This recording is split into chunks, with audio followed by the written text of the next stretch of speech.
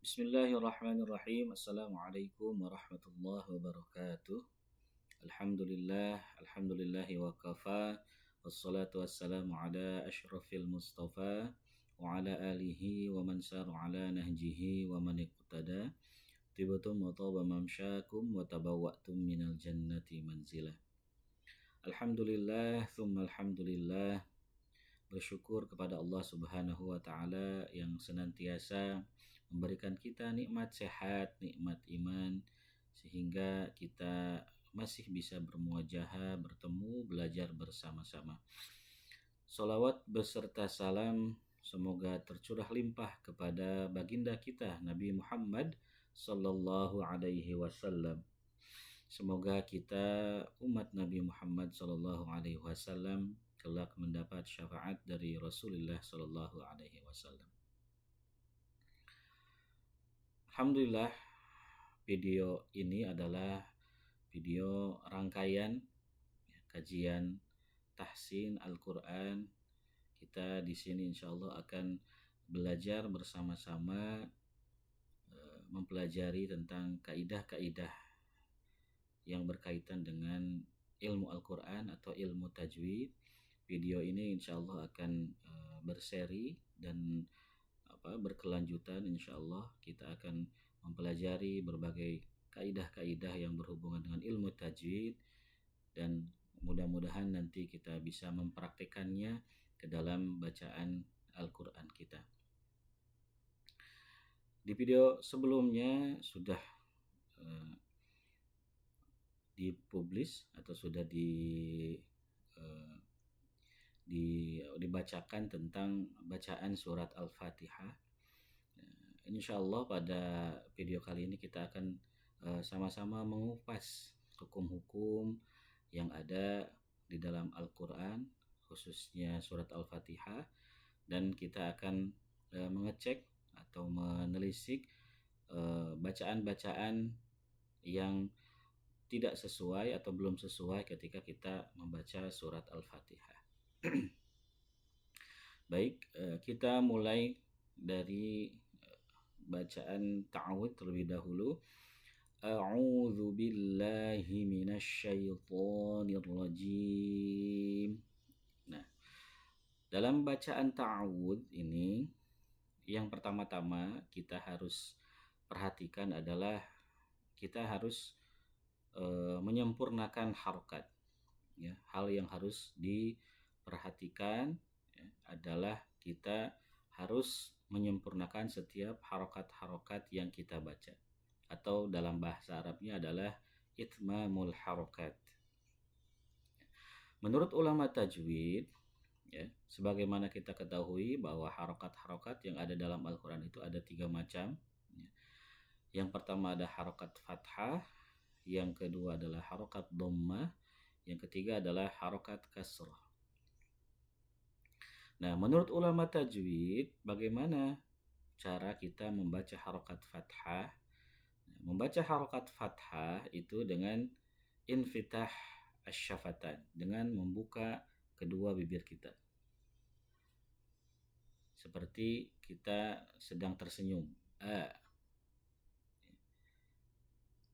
Jadi, ketika kita membaca huruf yang berharokat fathah, maka bibir kita harus dibuka. Tidak boleh o, tapi a. Ya. Nah, kalau bibir kita sudah terbuka, ya, maka menurut ulama tajwid bacaan atau bacaan harokat fathah kita sudah sempurna. Yang kedua adalah harokat dhammah. Kata ulama tajwid, cara membaca harokat dhammah adalah dengan indhimamus syafatain, dengan memoncongkan kedua mulut atau memoncongkan mulut, memoncongkan bibir. U. Jadi seperti kita membaca huruf U. Ya. Kalau fathah seperti kita membaca huruf A. Ya. Kalau dhammah itu harus memoncongkan kedua mulut. U, A, U. Ya.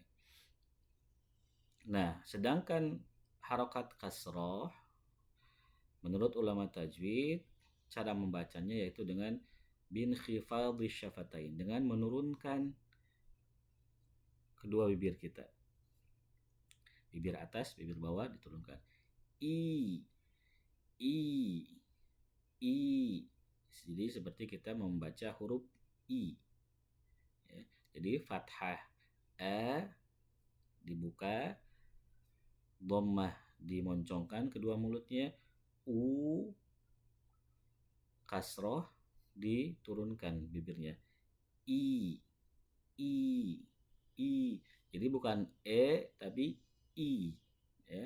Bukan minasyai tapi minasyai. Minasyai bukan minasyai, ya. A bukan o, ya. U bukan u, ya, tetapi dimoncongkan kedua bibirnya. U a i u. Nah, maka ketiga harokat ini harus disempurnakan ketika kita membaca Al-Qur'an, dan ini tentunya harus melalui proses latihan supaya bibir kita ini terbiasa dalam membaca harokat tersebut, ya. Biar supaya bibir kita itu terlatih tidak kaku, maka harus dibiasakan untuk dibiasakan untuk disempurnakan. Namanya olahraga mulut. Maka mulutnya harus diolahragakan, dibiasakan supaya lentur tidak kaku. A i u.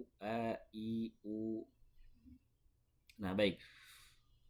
Kita praktekkan kembali dalam bacaan ta'awudz kita. A'udzu billahi minasy syaithanir rajim. Ya. Jadi bukan o. Bukan bukan ditutup tapi dimoncongkan. Zu juga sama. Zu, ya. Bi, ya. A'udzu bi, bukan b tapi bi.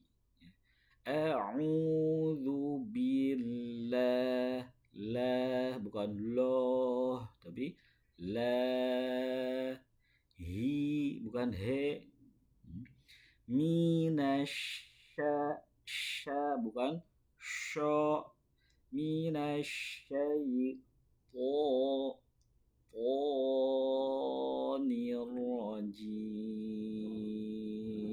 Ya. Coba dipraktekkan di rumah, ya. Sudah mengetahui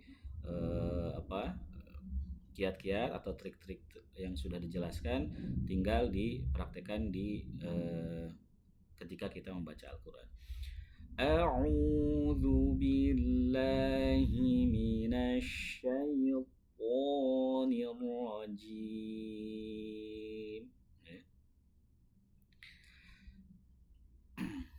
Nah, yang kedua itu tentang itmamul harokat. Nah, terkait hukum-hukum tajwid yang ada dalam ta'awud ini, yang pertama yang harus diperhatikan tentang harus dibedakan antara makhraj atau tempat keluar hamzah dengan ain, ya. Di kalimat pertama, di kata yang pertama dalam ta'awud itu ada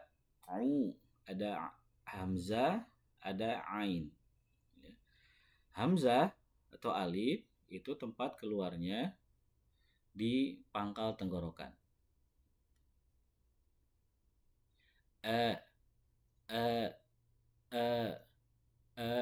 Jadi tidak boleh bacanya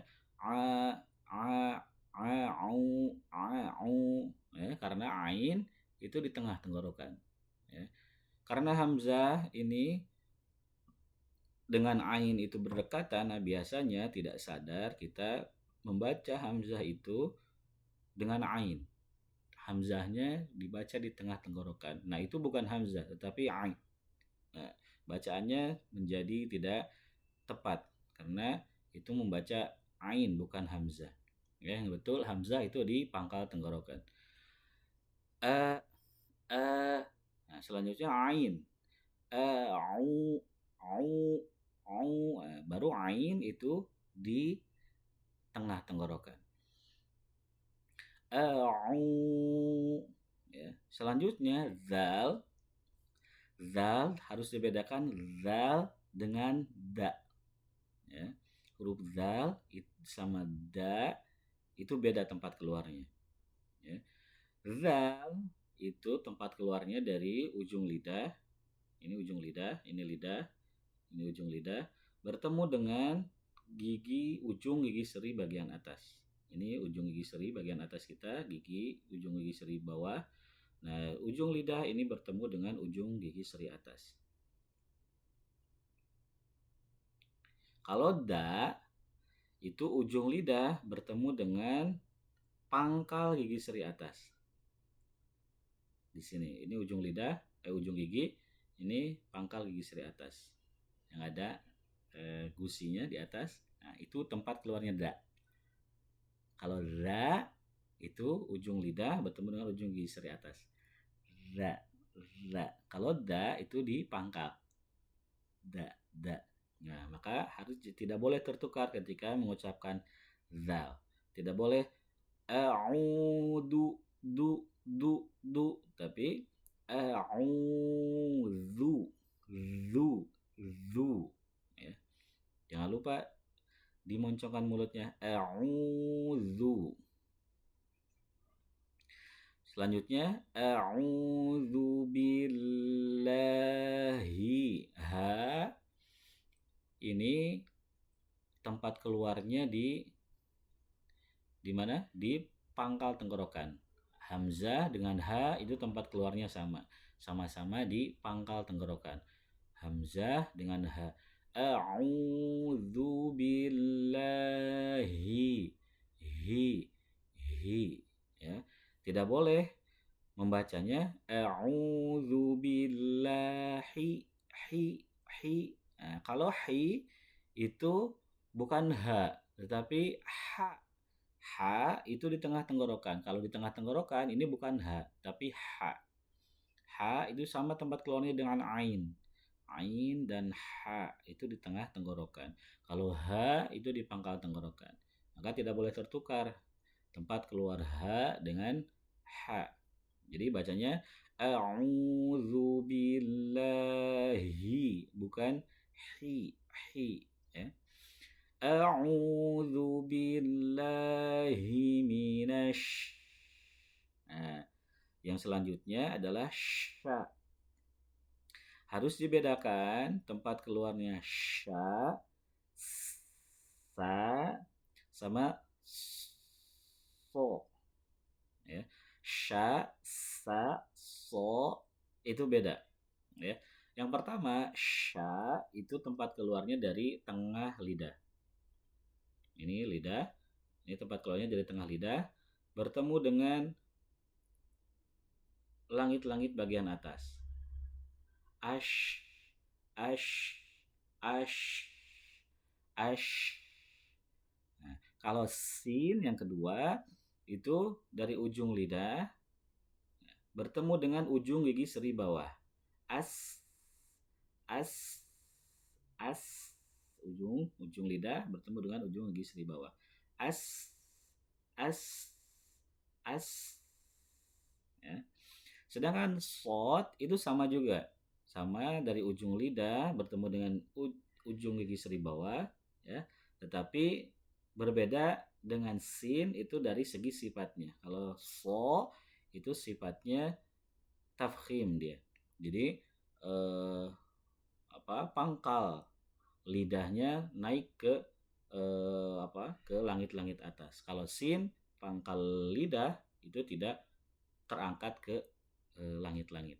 Jadi as, kalau so als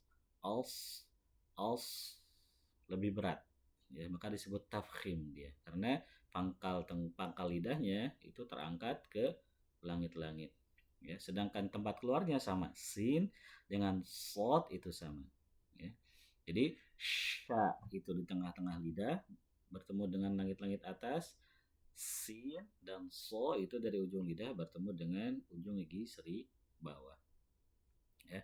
Nah, kalau di sini namanya shin. Jadi bukan a'udzu billahi minas, itu sin. Ujung lidah bertemu dengan ujung gigi seri bawah.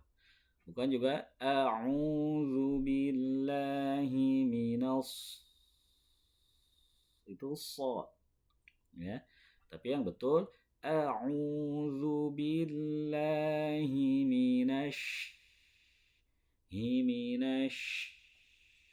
syai, ya. Jadi harus dibedakan antara shin, sin dan so. Selanjutnya himinasyai. Nah, syai, ya.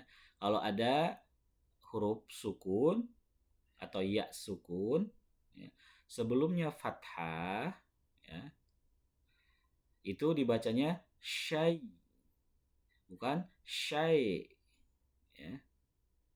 Madlin, ya, namanya hukumnya madlin, ya sukun sebelumnya fathah, itu membacanya bukan tapi i. Syai, bukan syai. A'udzu billahi minasyai, bukan hi minasyai, ya. Nah, kadang kita sudah tidak menyadari membaca syaiton itu dengan syaiton, tapi syai yang betul adalah syaiton. Selanjutnya syaito, po. Nah, po itu tempat keluarnya adalah sama dengan tadi huruf dal. Huruf ta, po, dal itu sama tempat keluarnya dari ujung lidah bertemu dengan pangkal gigi seri atas. Syai, po. Jadi ujung lidah ditempelkan ke pangkal gigi seri atas. Po. Yang ada gusinya di atas. Po, po, po, po, ya. Po. Nah, sifatnya itu tafkhim juga atau tebal. Karena pangkal lidahnya itu terangkat ke langit-langit. Maka dia menjadi berat. Po, po, po, po. Ya. Syaitoni ar-rajim. Ro. Nah, kalau kita membaca huruf yang bertasydid, nah seakan-akan kita itu membaca dua huruf. Nah, harus diperhatikan. Yang pertama hurufnya sukun, yang kedua itu hurufnya yang berharokat. Maka harus ditahan terlebih dahulu cara membacanya. Syaitonir ro, nir ro. Seakan-akan kita membaca ro yang sukun, selanjutnya membaca ro yang berharokat. Nir ro, nir ro. Jadi jangan syaitonir rajim, nir rajim, nir rajim, tapi ditahan terlebih dahulu. Ada penekanan. Nir ro, nir ro, nir ro, nir ro. Nah, untuk ro ini harus diperhatikan cara membacanya atau tempat keluarnya ro itu dari ujung lidah, ya, bertemu dengan pangkal atau langit-langit bagian atas dengan membalikan ke punggung lidah. Kenapa? Nah, karena sifat ro itu adalah at-takrir, pengulangan. Ada pengulangannya. Nah, supaya pengulangannya itu tidak kuat, maka sifatnya itu harus dilemahkan. Cara melemahkannya harus membalikan lidah kita ke punggung lidah ketika membaca huruf ro. Jadi niro, niro, niro, niro. Nah, agar sifatnya itu tidak terulang secara kuat. Kalau tidak dibalikan ke punggung lidah, nah maka itu sifatnya akan terulang dengan kuat. Nir, nir, nir. Nah, itu tidak boleh menurut ulama tajwid. Jadi cara membaca ro itu hati-hati dari ujung lidah bertemu dengan ujung dengan langit-langit bagian atas dengan memindahkan ke punggung lidah. Niro, niro, niro. Nah, masih ada pengulangan, ada sifatnya terucapkan tetapi di dilemahkan ya, tidak kuat jadinya. Niro, niro ya. Minasyaitonirrajim. Ya. Nah, itu kira-kira poin-poin atau hal-hal yang harus diketahui ketika kita membaca lafaz ta'awudz ya. Nah, yang mana nanti poin-poin itu akan berhubungan dengan ayat-ayat selanjutnya yang akan kita baca ya. Mudah-mudahan hal-hal yang sudah disebutkan, yang sudah dijelaskan tadi bisa dipahami semua, dan mudah-mudahan kita bisa mempraktekannya sedikit demi sedikit supaya bacaan Al-Quran kita semakin baik dari hari ke hari. Nah, kita belum membahas masuk ke dalam surat Al-Fatihah. Nah, kita sedikit demi sedikit dulu supaya supaya meskipun sedikit, mudah-mudahan kita bisa belajar mencerna dan memahami apa yang disebutkan dan dijelaskan. Untuk kiranya sekian yang bisa dijelaskan untuk video kali ini. Ya, mudah-mudahan sedikit banyaknya ada manfaat dan bisa dipelajari, dan lalu kemudian kita praktekkan dalam belajar Al-Quran kita, dalam bacaan Al-Quran kita. Semoga dengan kita membiasakan diri membaca Al-Quran sesuai dengan tuntunan Rasulullah SAW dan dengan tuntunan yang diajarkan oleh para ulama-ulama tajwid, mudah-mudahan kita bisa membaca Al-Quran sesuai dengan apa yang diajarkan oleh Rasulullah Shallallahu Alaihi Wasallam. Kurang lebihnya mohon maaf. Allahul musta'an wa huwa waliyut taufik. Dan insyaallah kita akan lanjutkan video tahsin kita selanjutnya. Insyaallah video ini akan selalu berlanjut, selalu continue. Mudah-mudahan kita sedikit demi sedikit mempelajari hal-hal yang berkaitan dengan Al-Quran dan ilmu tajwid. Kita belajar bersama memperbaiki bacaan Al-Quran kita. Wabillahi taufiq wal hidayah. Wassalamualaikum warahmatullahi wabarakatuh.